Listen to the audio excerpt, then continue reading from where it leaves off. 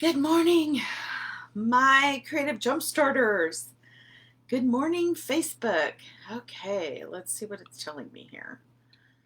It's doing all kinds of crazy things on my screen. Welcome. Welcome to Monday Morning Mindset. For those of you who are, of course, West Coast or anywhere over there, it is morning and maybe it's lunchtime if you're on the East Coast, or almost lunch here.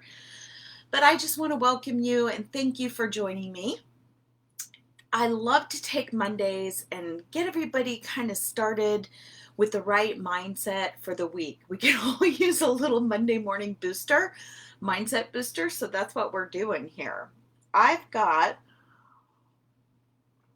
Today, I've got the top 10 mood boosters that you guys all gave us, that you all gave me. So I think it was actually my personal page. I had posted, what's your favorite way to boost your mood when you're feeling down, right? And I think so many people right now with COVID, the social isolation that we're feeling, especially during these holidays when normally we're going to parties and we're doing all these fun activities, and it's a really important time for that human connection when we're all connecting with people from maybe way far away that we don't normally see when they come home for the holidays or whatever. And that's very different this year, and we're missing that. And even if it's not just about the holidays, I know I'm really missing just the normal everyday kind of connection that I've always had with my friends and my family, particularly my friends. I don't live near my family, so my friends are my family, right? And when you're missing that, especially as an extrovert, it can be very difficult.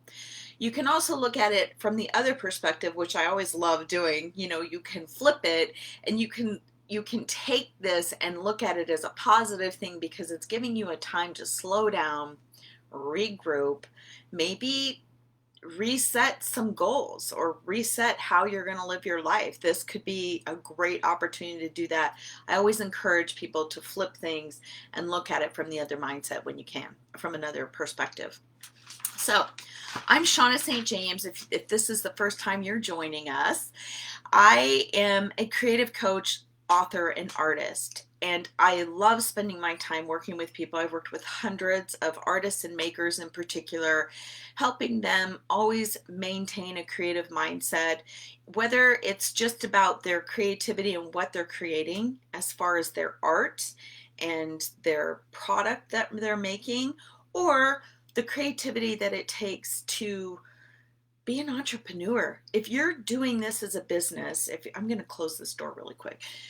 If you're doing this as a business and you're trying to sell your art and be out there in front of people, you've got to be really motivated and have a lot of creative inspiration and mojo going to keep yourself on this path. It's not an easy path. So I always love to give ways to inspire people. So, the top 10 mood boosters that I got from you guys, this was all you guys commenting. Thank you so much for engaging and participating, because really this is a community that I want to make sure that I'm serving you and helping you. It's for all of us. It's not just for me to sit here and tell you what I think. So I love when I get feedback from you guys. And I wanted to review this. So, number one, it seems like the number one creative mood booster that people are using is music. So whether you have your favorite music playlist, or whether it's just putting on music in the background while you're doing something else, whether you want to dance, whatever that is, music is a big number one on the list as far as what I could tell. Then the number two, I want to say, is physical movement or exercise. So people are definitely using physical exercise to help boost their mood. And of course, we all know scientifically all of these things work to boost your mood because it sends endorphins and all kinds of good things going through your body, right? Our brains use all that juice that we're providing it when we send out that dopamine and endorphin. So, physical movement, whether that's running, whether it's walking, whether it's yoga, it doesn't matter so much what it is. It's just moving, getting your body moving, right? And then another one was engaging with our pets. I mean, oh my gosh, pets, if you don't have your own pet, I get it because we can't all have pets. You know, you can always go to the local shelter and they have an outdoor yard area and you can watch all the puppies and, you know, all the dogs play. It's a fun way to just spend a couple hours that's outside of your norm. And also you're, you know, you're contributing to those animals' social welfare and well-being. So that could be an idea. If you're allergic to pets, I totally get it. That's really hard because that is something that it's so important to be able to have that kind of unconditional bond. So I hope you can find some. I mean, there are non-allergy dogs out there. I know lots of people who have them. So if that's something you're considering, I say go for it, right? Yeah, engaging with our pets is a big one. And then being social. So finding a social connection. A lot of people, they get on the phone and they call their friend or they call their sister. They call someone maybe who they haven't talked to in a long time. Or maybe they call someone that they do talk to all the time, where normally they would be doing something together, but maybe they can't right now, but they get on the phone and they chat. And there were a couple people who I thought, yeah, genius. You get out, you go for a walk, and you talk on the phone while you're walking. Kill two birds with one stone if you want to do it that way, right? So that was another one. Let's see, doing something for someone else. So there were some people that were suggesting, you know, I write note cards and letters to people that maybe I haven't seen in a long time or who I know need encouragement, particularly people who are alone in the world. I think there are so many people right now when we think of it, especially the elderly, if they're in assisted living and those kinds of situations, they have no contact outside of their little bubble of environment. So there are some people that are boosting their mood by doing something for others, and that always works. That always works for me. Let's see. Another person said funny videos, like watching something funny, making yourself laugh. Just do something fun, just for the fun of it, right? I particularly, I will share my little silly habit is I get on YouTube and there's this little guy called Chunk the Groundhog on YouTube.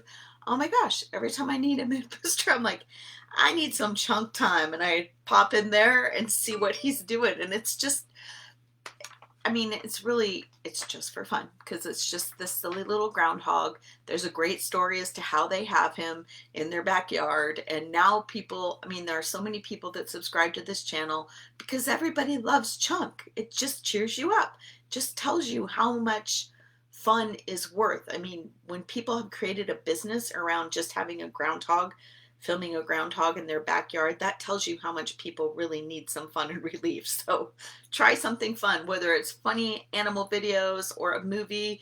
I love Elf. Elf always cheers me up. It doesn't matter what time of year. It doesn't have to be Christmas, right? Just find something fun and do it. Make the time to do it. It's okay to just do something for fun. It doesn't have to serve any other purpose other than just having fun.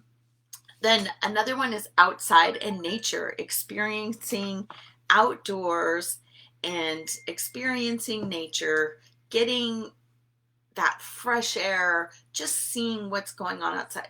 I particularly love it when the sun is shining. It can be really cold, but when that sun's out, if it's not like that super icy wind, right? To get out there, get moving, breathe in that fresh air, get outside and experience some nature.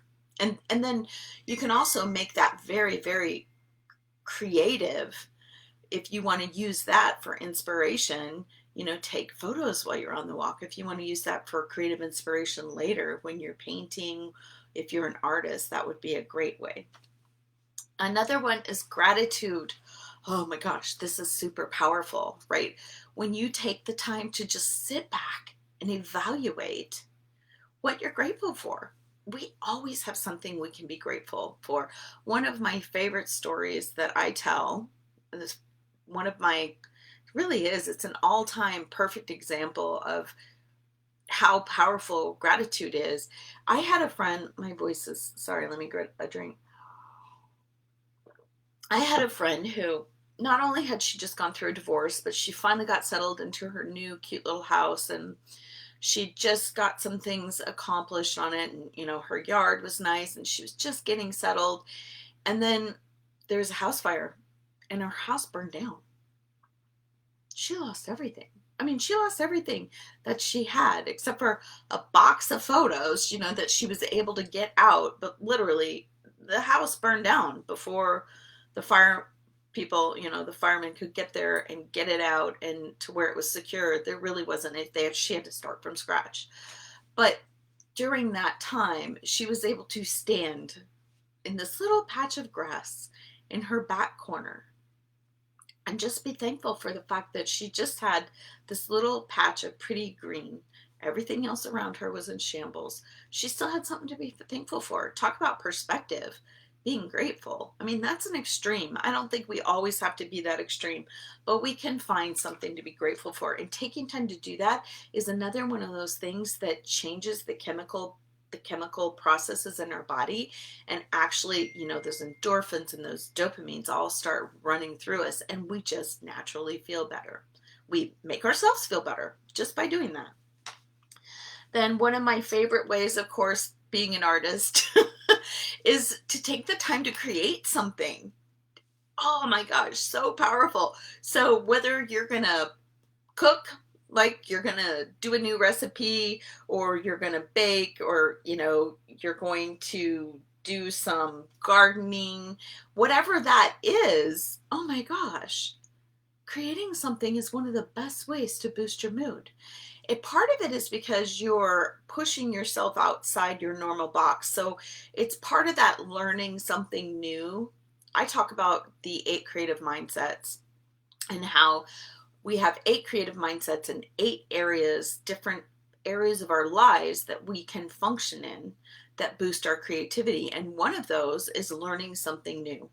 I don't have time to go through all 8 of them right now, but I'm happy to share that with you. In fact, I have an upcoming workshop. It's Get Your Creative Mojo Back, and it's how to bust your mental blocks. We're going to cover the 8 creative mindsets and the 8 creative areas of our life. So there's 2 different components and how they work together, and we're going to be covering that. But yeah, so taking the time to create something, it doesn't have to be art. You don't have to be an artist, or even if you are an artist, get outside that normal creative zone and create something else. Even if you're just working with clay or Play-Doh, or like I said, cooking, or if you're going to even rearrange a room, that's being creative. Like go through your house and go, I think I want to rearrange something, right?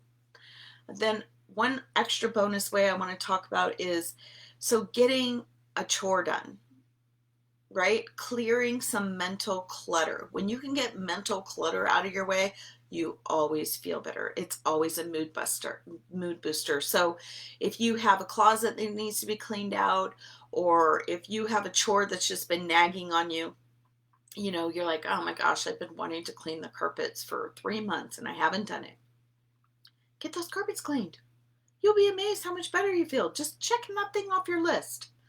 It seems so simple. A lot of this stuff seems so simple, and it is simple, but it's easier to say it than it is to take the time to do it. I think that is with anything that's good for us, right? It's easy to say, yeah, just go out and get some exercise. It's not as easy to make time and room in your schedule to make that happen. But that's the best thing we can do for ourselves. So, all right, so before we go, I just want to talk about the fact that I do have the Creative Mojo Workshop coming up. It's Saturday, December 12th.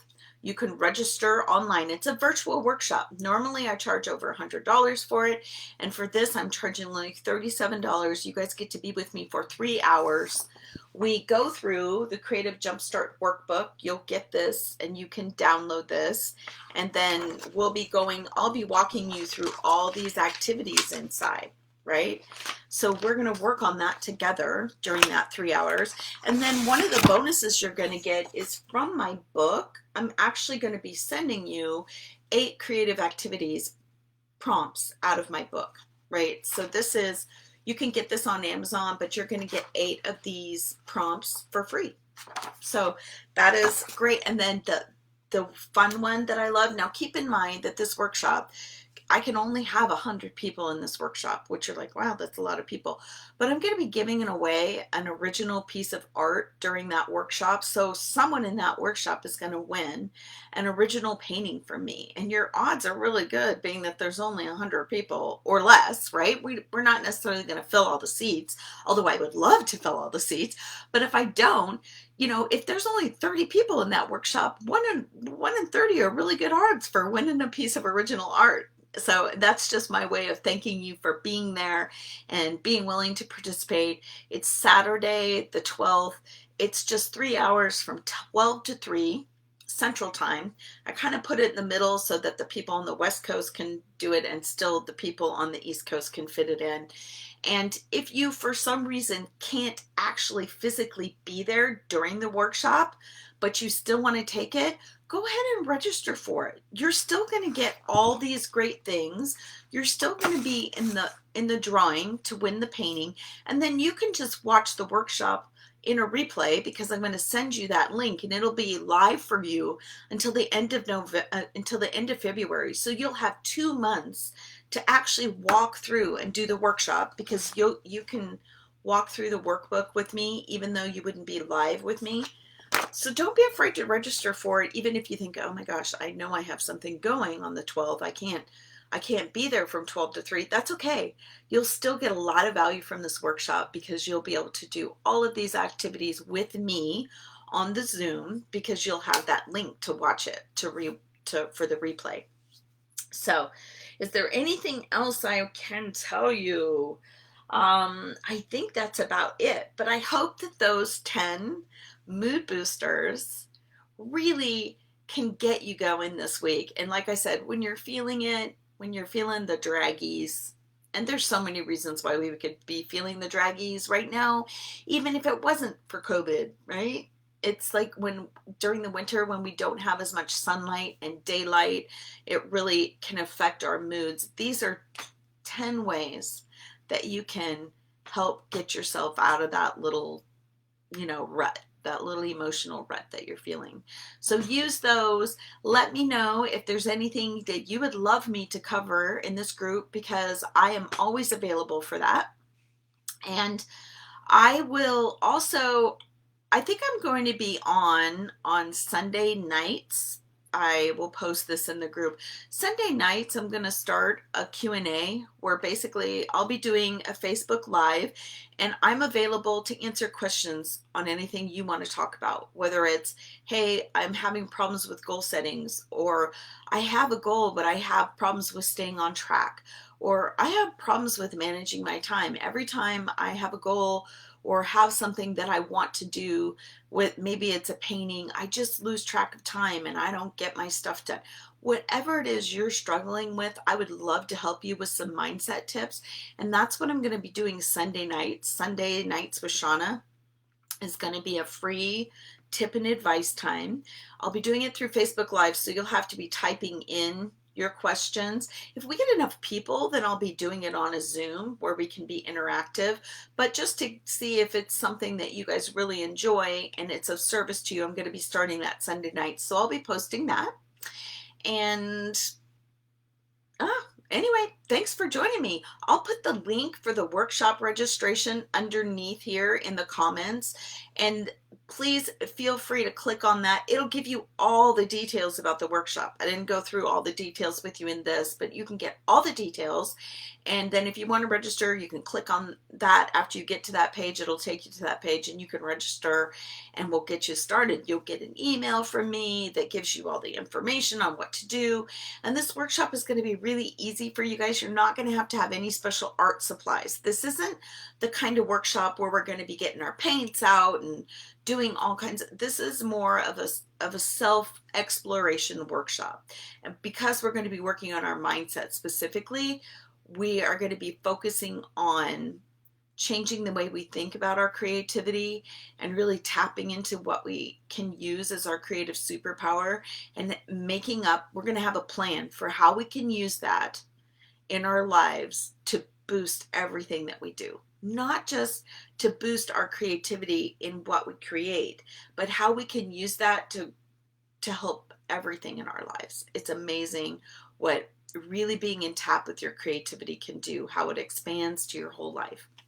So I'll be talking about that, and I hope to see you. So if you have any questions about the workshop or anything else that I've talked about, please put it in the chat, post it anywhere in this group, and I will get back to you. Have a great week, you guys. Thanks for being here.